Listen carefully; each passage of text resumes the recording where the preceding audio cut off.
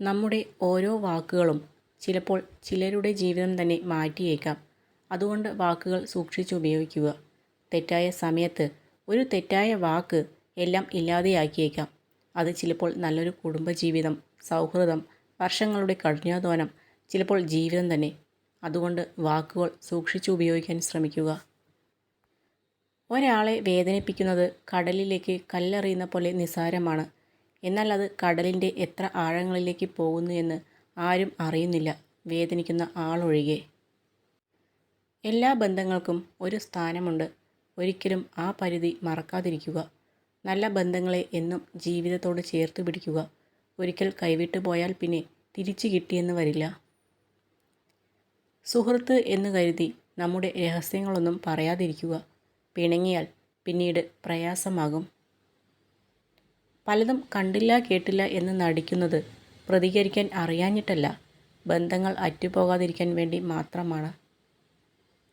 നേടാൻ പ്രയാസമുള്ളതും നഷ്ടപ്പെടുത്തിയാൽ ഒരിക്കലും തിരിച്ചു കിട്ടാത്തതുമായ 3 കാര്യങ്ങൾ സ്നേഹം, ബഹുമാനം, വിശ്വാസം എന്നിവയാണ്. എത്ര കാലത്തെ പരിചയമുണ്ട് എന്നതിലല്ല കാര്യം, എത്രത്തോളം പരസ്പരം മനസ്സിലാക്കാൻ കഴിഞ്ഞു എന്നതാണ് പ്രധാനം. ആവശ്യമുള്ളവർക്കല്ല, അർഹിക്കുന്നവർക്ക് നമ്മുടെ സമയം നൽകുക. അതാകുമ്പോൾ നമുക്ക് നഷ്ടബോധം ഉണ്ടാവില്ല. സ്നേഹം എപ്പോഴും ഒരുപോലെ ആയിരിക്കില്ല. എല്ലാവർക്കും കാലം മാറുന്നതിനനുസരിച്ച് കാഴ്ചപ്പാടുകളും മാറുന്നു. ഒരിക്കലിൽ നമ്മളിൽ കണ്ട ഗുണങ്ങൾ പിന്നീട് കുറവുകളായി തോന്നിയേക്കാം. അവിടെ നമ്മുടെ ത്യാഗത്തിനും പ്രസക്തി ഉണ്ടാവില്ല. സ്നേഹം കടപ്പാടിനു വേണ്ടി മാത്രമാകും. 4 തരം ആളുകളിൽ നിന്ന് എപ്പോഴും അകലം പാലിക്കുക. 1. നമുക്ക് വേണ്ട വില തരാത്തവരിൽ നിന്ന്. 2. നിരന്തരം കള്ളം പറയുന്നവരിൽ നിന്ന്. 3. ആവശ്യങ്ങൾക്ക് വേണ്ടി മാത്രം സമീപിക്കുന്നവരിൽ നിന്ന്. 4.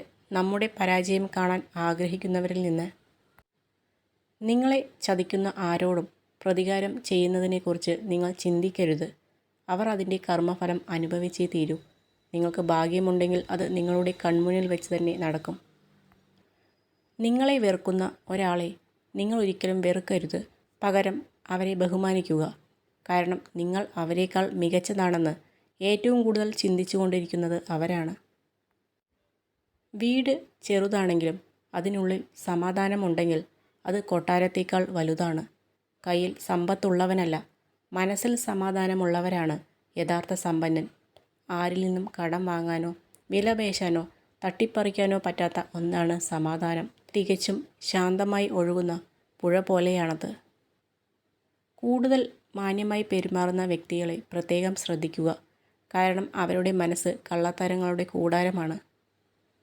നിങ്ങളുടെ പിന്നിൽ നിന്നുകൊണ്ട് നിങ്ങളെക്കുറിച്ച് കുറ്റം പറയുന്നവരെ ശ്രദ്ധിക്കേണ്ട. അവരെ വിട്ടേക്കുക. കാരണം ശരിക്കും പറഞ്ഞാൽ അവർ നിങ്ങളെക്കാൾ 2 അടി പുറകിലാണ്. അതുകൊണ്ടാണ് അവർക്ക് നിങ്ങളുടെ പിന്നിൽ നിന്നുകൊണ്ട് കുറ്റം പറയേണ്ടി വരുന്നത്. മറ്റുള്ളവരുടെ തെറ്റും മനസ്സിനേറ്റ മുറിവുകളും വെറുപ്പും പ്രതികാരവുമൊക്കെ ചിന്തിച്ചിരുന്നാൽ ജീവിതം ഭംഗിയായി ജീവിക്കാൻ കഴിയില്ല. ഒരിക്കലും സന്തോഷവും ഉണ്ടാവില്ല.